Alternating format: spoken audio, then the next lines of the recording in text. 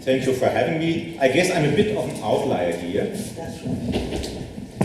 My field is not early Islam, as was already said, but late antique studies down to the 6th century, especially the history of the eastern part of the Roman Empire and late antique historiography. In October, we will start a long-term project funded by the Deutsche Forschungsgemeinschaft on the late 6th century Syriac historiographer John of Ephesus. Long-term project, Langfristprojekt, means that 3 years are guaranteed by the DFG and that the money for the next 6 years has been allocated, but we will be evaluated before the next funding period.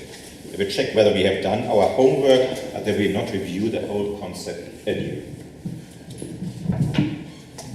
Although there's a certain gap between John and the Nasr of the Quran, we hope to be able to cooperate with the Open Tafsir project. So I will give you first some information about John of Ephesus to illustrate possible connections with Quranic studies. In the second part of my talk, I will discuss our plans for an edition, a translation and a commentary on John of Ephesus, which will be a born digital publication. John's work is not a general history, but a church history.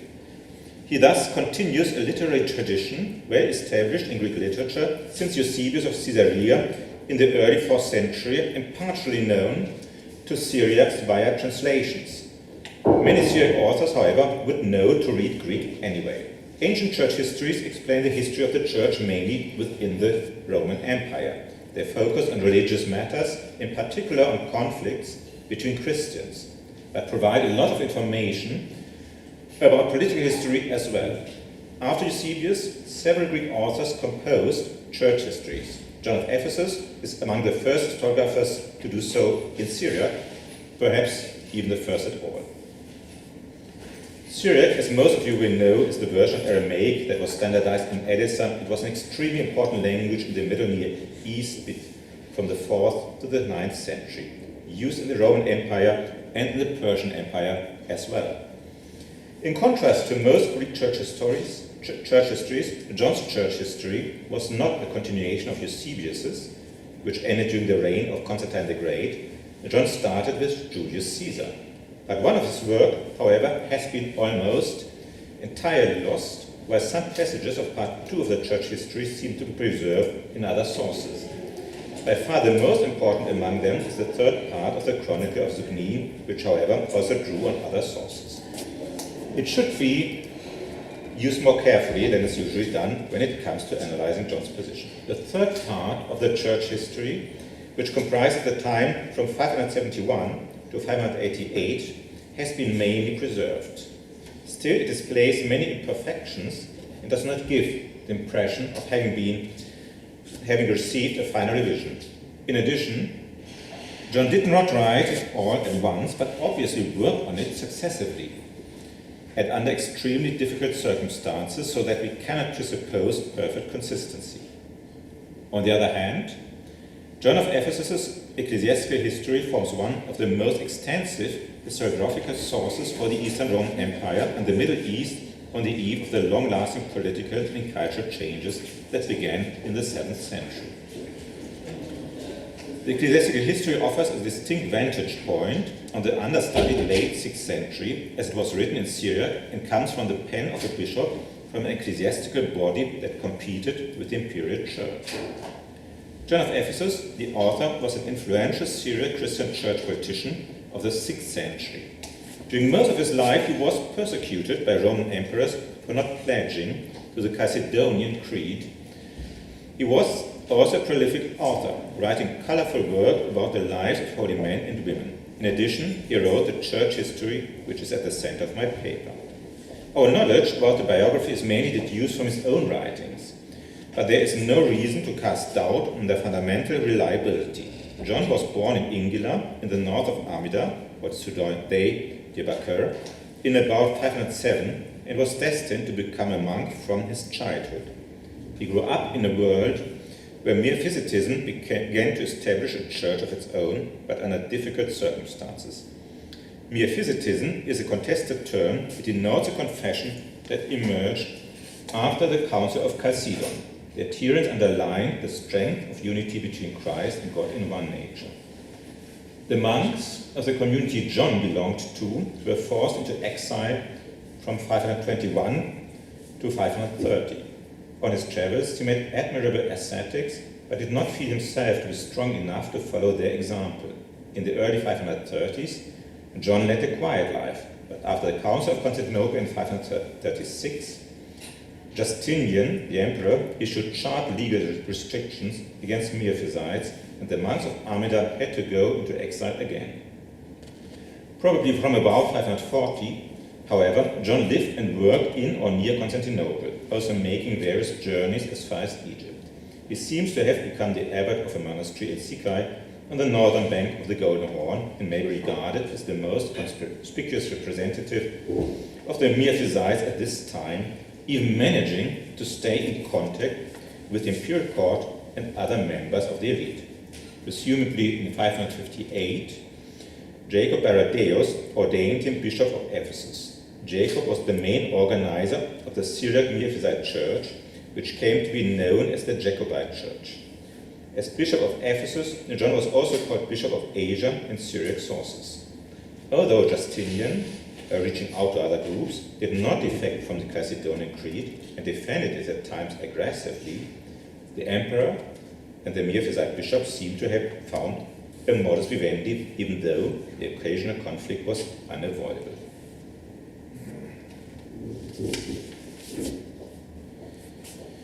According to Miaphysite sources, Justinian's nephew, Justin II, the successor, favored a unification of the Christian confessions, winning John's support for this endeavor, at least for a time. However, the situation of the Miaphysites soon deteriorated, in particular as of 571. The short-lived unity of the churches collapsed. Among the anti-Chalcedonians, conflicts flared, possibly stronger than before, since some agents had compromised themselves during the negotiations about church unity. John, who had probably overestimated his influence among Christians and at court, suffered persecution from the emperors, including imprisonment and again exile. The latest date in his works refers to the age of Emperor Mauritius, or more precisely to the year 588. He would have died shortly afterwards. One should keep in mind that he did not live in Syria at the time he wrote his church history, but in Constantinople, the center of power that was also a center of Miaphysitism at this time. Nevertheless, Miaphysitism was, as we have seen, a persecuted confession at this time, but for John, Miaphysitism was the empire's orthodoxy in waiting, as Philip would put it. Part of his church history John wrote in prison. However, despite all his sufferings, John was a loyal subject of the Roman emperor and clearly distinguished Christian Rome from non-Christian Persia, although some Persian kings raised his interest and even sympathy. On the other hand, John illustrates with some examples, notably his missionary work in Asia Minor, that an ideal relationship between emperor and true Christians is possible. According to John, Emperor Justinian ordered him, the supporter of a persecuted church, to convert pagans in Asia Minor and supplied him with a large sum of money. If we trust John, and I do not trust him, but it's a minority position, so if we trust John, he managed to convert thousands of heathens and to erect numerous churches. With all the saddening stories and the apocalyptic visions, there's also an optimistic message in his church history, encouraging his co-religionists to try to cooperate and to come to terms with the Roman Empire. As a church historian, John is mainly interested in church affairs and ignores many political developments of his time, but he provides enough material to allow us some insights in his political thinking. Despite his loyalty to the Roman Empire, John is not interested in the West, which was dominated by post-Roman kingdoms at his time. His interest is not restricted to the eastern part of the Roman Empire alone, however. Rather, people beyond the Roman border are conspicuous in his work. Correspondingly, Arabs figure more prominently in John's narration than in the works of earlier authors from the Roman Empire. And this is something that might interest some of you. John perceives the Arabs as an ethnic community, but describes them as politically connected with one of the big empires, respectively. Arabs of the Romans, Kayai de Rumaya, and Arabs of the Persians, AIWG.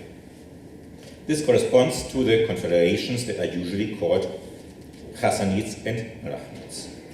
The crucial figure of John's work is the Arab king Almondir III, Ibn al-Harith, who was an ally of Rome. Sporting the Latin Roman title of Patricius, he was influential at the court in Constantinople, but only to a certain degree. On the one hand, the Roman Empire was dependent on him as he protected important parts of the Roman border. On the other hand, this dependence stirred up mutual distrust. The political dimension shines through John's narration and aligns that in 580 Almondir received a crown never given to an Arab king before.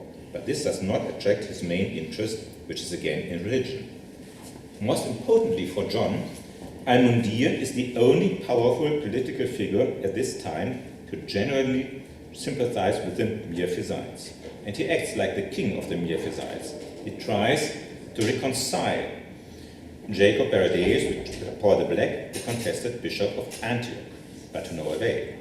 In 580, he even endeavors to bring various anti-Chalcedonian groups together, as John describes applaudingly. They reach an agreement which is, however, fragile from the beginning and undermined by unreliable bishops, which John notes disgustedly.